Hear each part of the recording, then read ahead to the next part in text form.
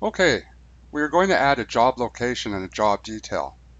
I'm going to start with a job location. You can click on its icon here, or you can find it up top under Manage. Scroll down to Job Locations, click on that. We are in Job Locations, and of course we don't have any set up yet. So we are going to go to Add Job Location.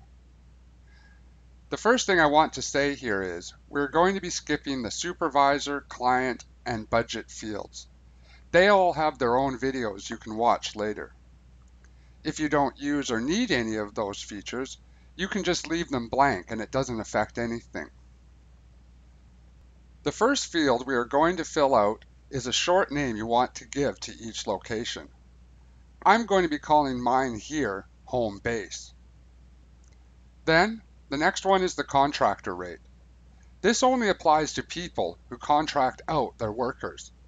If you selected time and material, and you contract your employees by the hour, type that contractor rate in here.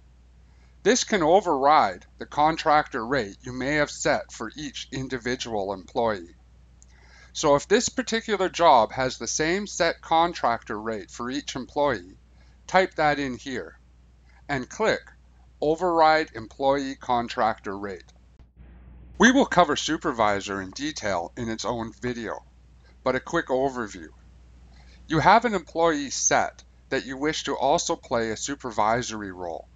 If this is left unchecked, then that supervisor can only see the other workers logged in to this location's entries. He can't see salaries or anything like that.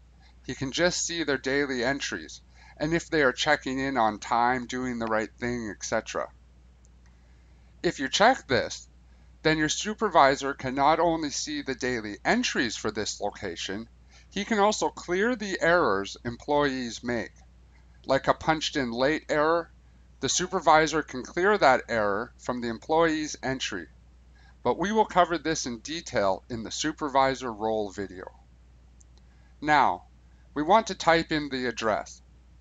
Each time we switch to a new field, it will try to update the map. This will fail, of course, until all the information is completed. So if you get an error pop up, just close it.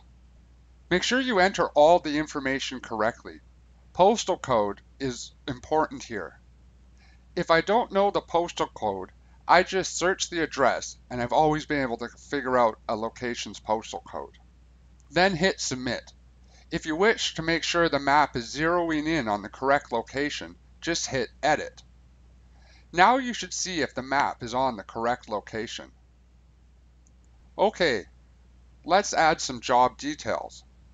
You can go to the home page, click on the job details icon, or like all the other features, you can access it by going up top to Manage, then scroll down to Job Details, and click that. Here we are at Job Details. Other is already populated here in Job Details. This Other populated here is the only difference between the employee app and the web-based version. If an employee is using the web version, then they need to select Other from Job Details to open a text window where they can write some notes about this other entry.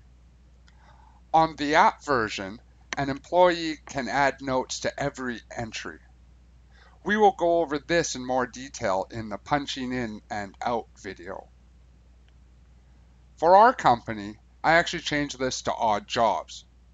To correct the spelling or change its name, hit Edit. Click inside here and edit the name. When you're done, click Submit. Back to the Job Details page.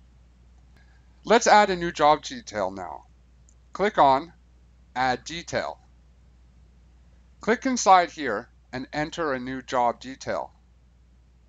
I'm going to enter Cleaning the Lunchroom.